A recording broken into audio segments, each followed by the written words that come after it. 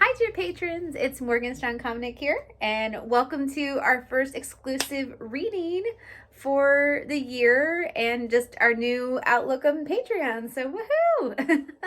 My phone is in a box as I record, but it's a box of the misprint copies of the book I'm reading from today, ironically enough. So, which is Before and After. So, I figured the newest book might be the best one to start out with. And there's 6 exclusive short stories in here. Don't worry, there's more short stories and more Hunter and Bringer to come within the next year or so. But I wanted to pick one that's pretty fun, that doesn't really, hopefully, spoil that much for you, and is from the perspective of one of the secondary but still very important and awesome characters, Kesler. So, Kesler is the very adorable, or kawaii, as I say, data analyst for the Hunters. He's Valda Hemingway's, our main girl, protagonist, narrator, awesome BA. They work together as a team, as a duo. He's 24, and he's already like this amazing analyst working for the company for like, I think 2-3 years at this point. And pretty quickly in chapter 5, we find out he starts crushing hardcore on the young intern named Bonnie McKenzie. And in this one, we're going to see what happens when Kesler asks Bonnie out on a date. So it's not really a big spoiler because it's established the second Bonnie is introduced that Kesler has a mad crush on her. So he's going to be getting some advice from some of his friends and colleagues here. And although I don't do the voice of Kesler as precious as my narrator Logan Anair, he makes Kesler so darling. He makes Lexi and I gush because he's just the cute little sweet brother, nerdy guy in the chair type that we adore.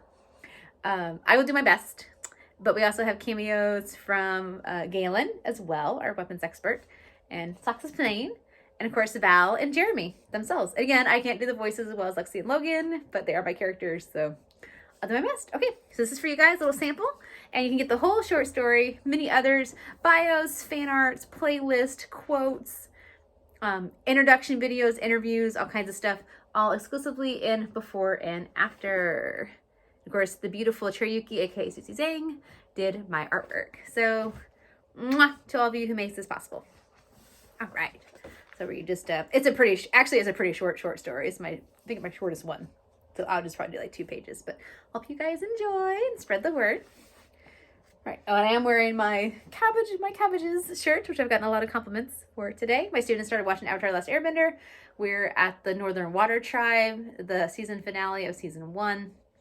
And they love the cabbage guy. So I wore this one for this Friday because Friday we can wear kind of comfortable clothes to work.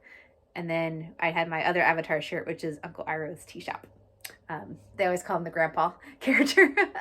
I need a shirt with actually just the main cast on it. So, and then I can have the trifecta of the greatness that is Avatar. All right. So let me find my spot. Okay. So I'm doing this from Kesler's voice. Not sure I'll be able to. I'll do my best though. Okay. Agent Hemingway wrapped her arms around my shoulder, her touch soothing. Nudging her cheek on my forehead, her violent blue eyes glared toward Master Galian. Let me guess. Sensei was being an asshole and suggesting X-rated situations that would be unseemly for ladies and men of class like you and Bonnie. Showing his charm, Master Galian chivalrously scratched under his eye without the scar with his middle finger, flicking his disdain towards his pupil. I'm not a complete dog. I respect Kesler's inexperience, but I was going to give him the options of a sultry night. His caterpillar brows arched menacingly, wagging at Agent Hemingway. She rolled her eyes away from his horseplay, squeezing my shoulder in the moment. Ignore him, darling. You know Bonnie's interest, which can help. But if I can make a suggestion, simple is always good. A movie and dinner is great. You don't have to talk much during the film, and it leaves some opportunities to hold hands if you feel ready. If not, no big. Then during dinner, you can discuss the movie and then learn a little more about each other. As long as you're a gentleman and your kind self, it will go great. Her beam of encouragement when she faced me was reassuring, making her sound words stick. I nodded, picturing her scenario in my mind. Yeah, maybe we can discuss which movie we're going to be interested in and dinner choices we both like. Boring, Master Gillian. Sorry. Boring, Master Gillian shouted. I'm not narrator. My pupils expanding. Valda just huffed, not surprised from her annoyed pucker. Bonnie, I'm sure, has had dates before. You don't want to dull her with high school fluff. You guys are in adult territory now, son. My spirit left my body with that smack in the manhood. I could look at her records to see that, but Valda warned me before that that was disrespectful to Snoop, which I was aware of. Brash images socked my cranium, my memory grasping for straws at anything. Oh my gosh, I've never done this before, for cripe's sake. Why was the room spinning? My breath was leaking out of me again. There are always ways for a shy, good guy to have a audacious evening with a lady without vulgar intentions, Mr. Galen. I told him Galen. Galen. A fourth player had entered the ring, their words silky and suave like the most expensive chocolate in the world could speak. Mr. Jeremy Darrington, Agent Hemingway's current work partner from our rival organization, the Bringers, graced our sights, entering from the left. I secretly admired Mr. Darrington. His grace, style, charm, and height.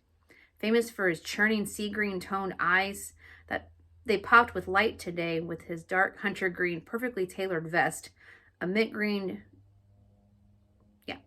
dress shirt underneath. The combination really making a statement that most men couldn't pull off. The dressy tan slacks that covered his long legs made it to us in model-like strides. Well, this looks like a fun powwow. Good morning, gents. Hello, Val. You are as ravishing as the dawn over the Garden of Eden. Aimed at our treasured Agent Hemingway, he blew her a kiss, his expression drawn to her presence. Our lady warrior blew him off, huffing off at the distance. Sad to admit, I gawped at the bringer in awe. He was as slick as butter on a roll. Giving me a friendly wave, his pure white smile looked out at me. Did I hear that you, Kesler, my boy, asked the sweet Miss Bonnie out for a night of the town? You go, my friend. Solemnly, I bobbed my head, my bangs sweeping over my eyeballs. Miss Hemingway filled in the holes for her forced partner, giving him a lecturing look. We were trying to civilly discuss first date ideas for Kesler and Bonnie. The flickering of elation in Mr. Darrington's eyes was blinding, lighting up his face. It always surprised me he wasn't a movie star. How neat! I can give you a whole slew of romantic locales that will dazzle her. But I think the real key issue here is this. What are you going to wear? Blinking, I stared into space. Khakis? The golden-haired god nodded a few times, placing his fist under his lips. It was easy to tell he was calculating a response, or putting me in outfits with his deep gaze aimed at me. My cheeks reddened at this notion. I felt exposed. Yeah, that's an option.